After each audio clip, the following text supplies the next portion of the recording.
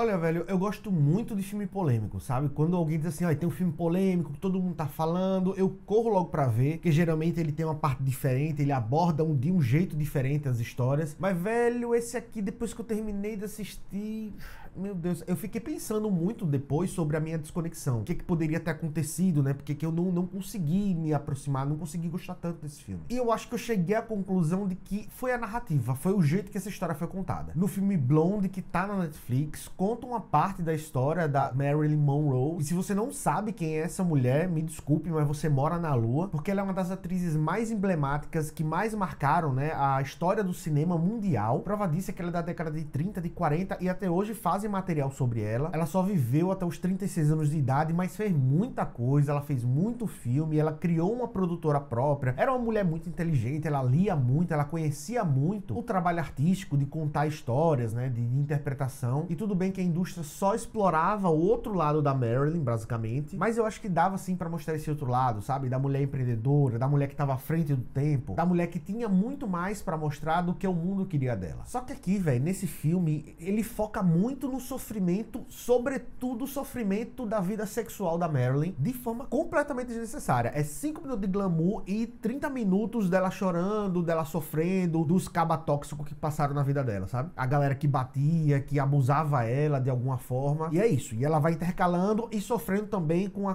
uma parada do pai dela, que nunca apareceu, ela nunca conheceu. E volta e meia ele ficava mandando umas cartas. E, velho, pense num negócio gasturento, nessas cartas do pai dela, sabe? Eu não aguentava mais esse negócio. Ah, seu choroso pai, acompanhei sua vida, que não sei o que, que não sei o que. Meu amigo, tava chato, num nível insuportável já. Então, resumindo, Blonde é basicamente a vida da Marilyn Monroe nas mãos de homens escrotos. É basicamente sobre isso que o filme trata. Tá, por que a narrativa, ao meu ver, não presta? Aqui parece um sonho. Ele vai dando saltos temporais e você vai ficando meio perdido. Você não sabe quando foi que ela acordou de um dia para uma noite ou quando foi que ela piscou de olho e de repente passaram-se 5 anos. A única parte que dá pra você perceber que realmente teve um salto muito grande foi que no início do filme ele mostra ela criança e aí do nada ela já tá adulta e pronto. Depois disso você não sente mais, porque a atriz fisicamente ela não muda, só que ela vai vivendo diferentes experiências, diferentes fases da vida dela, casada com outras pessoas, vivendo outras fases da carreira dela, então você não sabe ao certo. Às vezes ele joga uma data lá perdida ou então um local, e se você conhecer a cronologia da vida da Marilyn Monroe, o que é muito difícil, eu aposto que quase ninguém conhece, de cabo a rabo assim, pra saber, pra pegar uma referenciazinha do filme, mas se você tiver nesse seleto grupo, você vai saber mais ou menos se situar na cronologia onde o filme tá passando, onde ele tá abordando no momento. Mas eu tenho que adiantar, essa não é a preocupação do diretor, ele se preocupa em basicamente mostrar o sofrimento dela, em basicamente focar no impacto negativo que a galera causa na vida dela, entendeu? Que a indústria causa na vida dela. Aqui a gente percebe também que tem muitas mudanças de estética no filme, ali às vezes tá preto e branco, às vezes ele tá colorido, às vezes a tela tá quadrada, às vezes tá a tela cheia, até no preto e branco às vezes tá uma coisa muito contrastada, tipo, muito preto contrastando com muito branco, fica parecendo meio que uma figura, e às vezes tá aquele brancão que deixa a gente cego, sabe? Mostrando basicamente só a silhueta do rosto, e por alguns momentos eu tentei fazer o exercício de separar, não, quando ele bota a cena desse jeito é porque ela tá lembrando de algo bom, quando vai pro colorido ele quer dizer isso, mas na verdade depois de um tempo eu só percebi que era bagunça pela bagunça, ele só tava fazendo isso aleatoriamente só pra dar trabalho pra quem tava editando o filme no final. É claro que aqui existem cenas muito bonitas, muito bem gravadas, muito bem fotografadas. Tem momentos que se você der uma pausa no filme e você mandar imprimir, dá pra fazer um quadro maravilhoso. Uma cena mesmo que ela tá passando de carro na frente de um monte de fotógrafo enfileirado, que ela tá descendo, eu acho que é no segundo casamento lá com um dramaturgo. Cara, aquela cena do carro passando é muito bonita. Ali é realmente muito bem filmado. Tem uma hora também, logo após, em um dos abortos que ela sofreu, que ela tá passando por uma multidão de gente, um monte de fotógrafo, de repórter, e a câmera tá meio que de cima, assim, pegando ela contrastando bem o louro do cabelo dela, contrastando bem com o cenário, né, com aquele mar de gente, é muito bem feito, é também de muito bom gosto. Tem transições aqui que também são bem feitas demais. Por exemplo, tem uma hora que ela tá no avião, ela tá meio com sono, meio dopada, e aí ela vai caminhando pelas pessoas, e quando ela tropeça, a câmera dá uma guinada e de repente ela tá numa premiere, numa exibição de um filme dela, com todo mundo aplaudindo, e ela dá uma piscada, uma virada de cabeça e de repente ela tá no avião, meio que pra dizer que a vida dela é uma bagunça, que ela tá vivendo meio que no automático, meio que dopada, frustrada sempre e ela não sabe muito bem o que ela tá vivendo, sabe? É a pessoa que tá perdida dentro da própria vida. Nesse momento você percebe que a técnica, ela tá contribuindo pra narrativa, mas são coisas muito pontuais, muito separadas, porque quando você junta tudo, vira uma grande bagunça. Parece até um prato de comida aquilo, sabe? Quando você vai, você pega um monte de coisa gostosa, só que aí no final você percebe que no prato você colocou caruru com macarronada e coxinha em pastel frito, sabe? Simplesmente as coisas não conversam, velho. É impressionante como esse filme, ele não consegue se combinar dentro dele mesmo. Mas aí tem um pessoal dizendo que tudo era necessário porque a ideia desse filme é impactar pela polêmica, é ser polêmico mesmo, dispor muito nudez, que, diga-se de passagem, era exposta completamente desnecessária aqui. Em muitos momentos não precisava mostrar nudez, né? Jogar nudez na nossa cara. Ele realmente quer ser polêmico pela polêmica e não necessariamente para passar qualquer tipo de mensagem que preste. E pra mim, parece ser uma tentativa muito infantil de você dizer assim, olha como eu tô deixando meu filme pesado. Que, velho, na moral, o que deixa esse filme pesado mesmo são as quase 3 horas de filme que ele fica dando essa espiral de sofrimento sem a menor necessidade. Mas,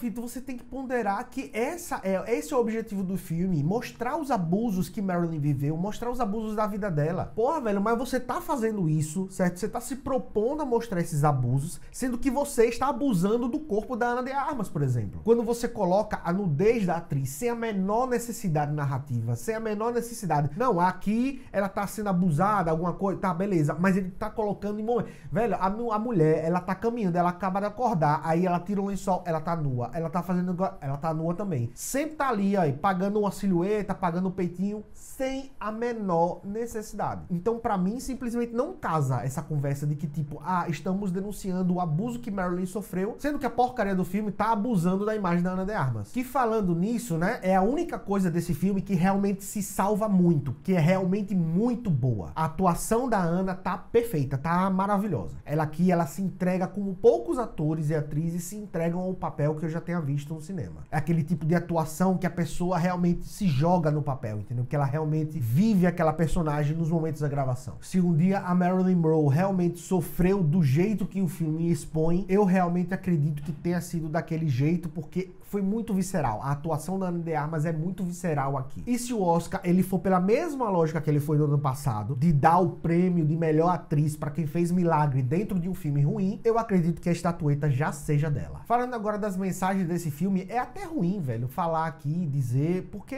a narrativa é realmente horripilante, mas vamos tirar um pouquinho de lei de pedra aqui. O filme tenta expor como a sociedade e a indústria exploram muito a questão da imagem das pessoas, a questão do superficial das pessoas, e como o ato da gente se entregar a essa lógica pode ser nocivo, apesar de aparentemente ser o caminho mais fácil para riqueza, para fama e inclusive ser o sonho de muita gente. É mais ou menos aquele ditado, quem vê close não vê corre, tá ligado? Que você, às vezes, você deseja tanto uma parada, mas aí quando você vive essa parada, você entra em depressão, você sente vontade de morrer. Eu acredito que essa seja a mensagem que ele quer passar, sobretudo na realidade da indústria hollywoodiana, entendeu? Só que trazendo um pouco mais para nossa realidade, basicamente, cuidado com o que você deseja, porque a grama do vizinho é sempre mais verde até que você consiga se mudar para lá. E vamos agora ao veredito, ver ou não ver, Blonde de 2022 na Netflix. Esse filme vale a pena só pela atuação da Ana de Armas? Ele vale a pena só pela questão estética, pelo menos isoladamente falando? Mas antes de responder essa pergunta, não deixe de dar o seu like e de se inscrever nesse canal para não perder nenhum novo conteúdo que eu postar por aqui. Eu sei que eu não posto numa frequência muito grande, mas eu sempre tento fazer isso com a mínima qualidade, com qualidade razoável, e o jeito que você tem de contribuir isso é só dando like, é só se inscrevendo, e por mais que seja uma coisa muito simples, muito fácil, é algo que tem grande impacto aqui no meu trabalho no YouTube, fechou? Então vamos lá. Sinceramente, eu não recomendaria esse filme pra todo mundo. Eu acho que não vale a pena, é um filme muito longo, eu até separo um público específico, né?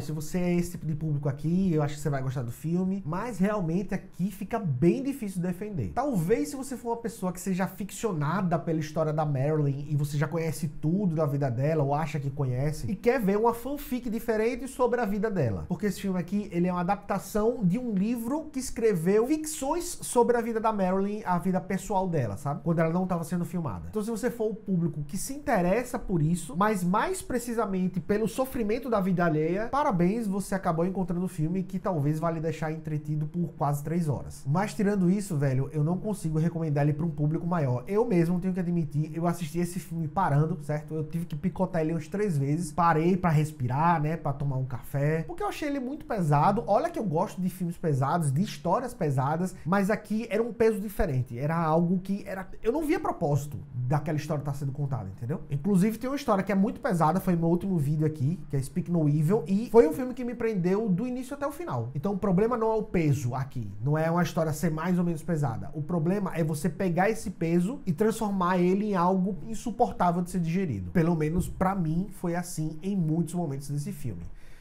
Simplesmente não desceu.